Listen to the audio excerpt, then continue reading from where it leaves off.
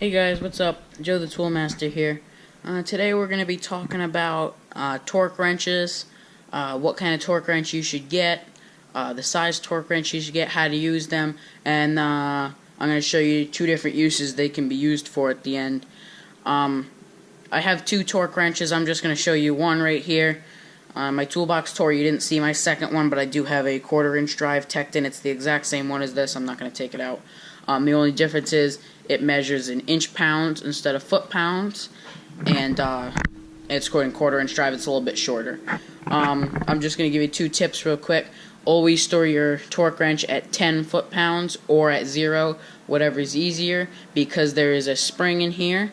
And when you turn this, you're actually depressing the spring, which has a clicker up here, and when it hits the certain torque, the clicker clicks and you're at the torque.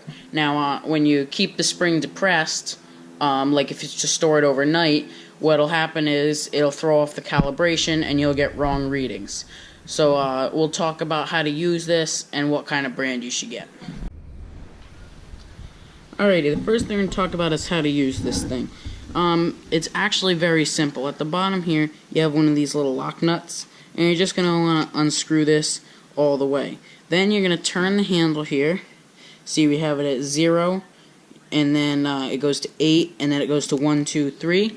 Now, if we look at the 0 here, the 0 is lined up right there with the number 10. I don't know if you can see that well, but there's a 10 right there, lined up with that. Now, as we turn it, we're at now 11, lined up straight dead the middle with 1. Now we're at 11, 12, 13, 14. Now, once we come back to 0 again, we're now at 20. The line is directly on the 20. Now, if we flip it over here, we have Newton meters. This is metric and standard, so this would be the metric. And this 0 is on 27.1. I never use this. I always use foot pounds. And this 0 is on the 20. So now we're at 21, 22, and so on. Now, I'm going to show you how to use this thing on a lug nut on a car. And normally those are at 100 to 120. And my mom's is 110. So let's turn this. So we have the 0 at exactly 110. And as this starts to get up to the higher foot pounds, it starts to get harder to turn. That's okay. It's supposed to do that. It's depressing the spring. So there we're at 108. Let me hold on here. This thing's difficult down at the end. I've only used it a few times. There we're at 108, and then I will turn this. Okay, so now I have it set at 110 foot-pounds. We'll take this nut on the bottom and tighten it. Now, always remember to tighten this before you move, because this thing can turn, and that's not good. Now, up at the head here, it does have forward and reverse.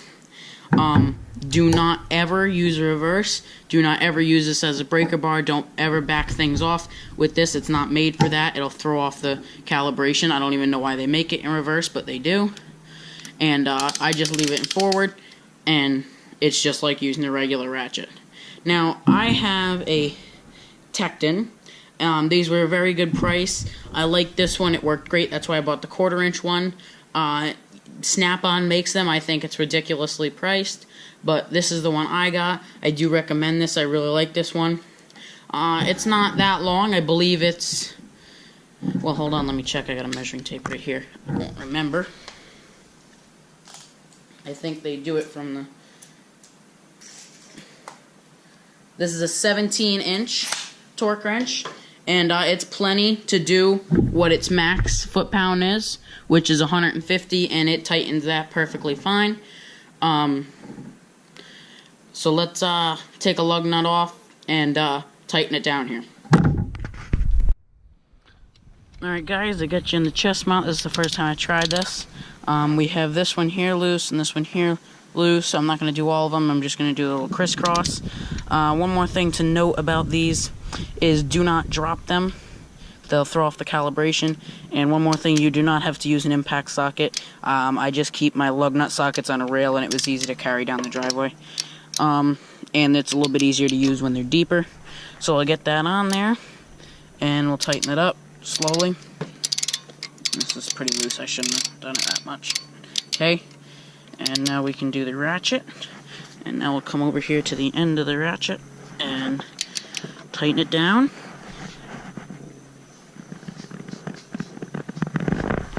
One more. To get to the end of this thing.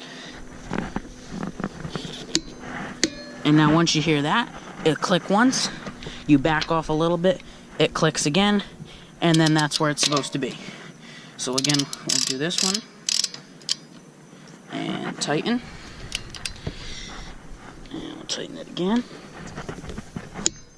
And then as you come off, so you push down, it clicks, come off, it clicks again, and now you're at 110. Now of course you would do the other 3, but if you were changing the tire, but we don't need to. So that is how to use a torque wrench, what she's using them for.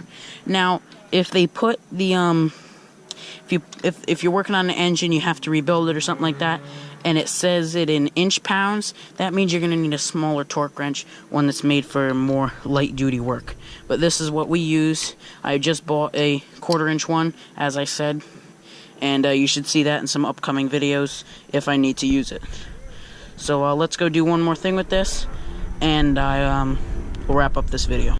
Alrighty guys, one more quick thing to note about these is that universal joints, swivels, whatever you want to call them, extensions, they all cause torque reduction, and which will throw off your torque, and not by much, but they will, so just letting you know that.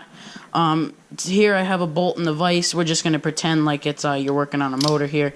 I just have this set at a random setting of 40, and we'll just torque it down, same as the lug nuts, except you're going this way now. And that's it. Now it's tightened. That's all you have to do. So that is the torque wrench and how to use it. Alright guys, thanks for watching. I hope you learned something about torque wrenches.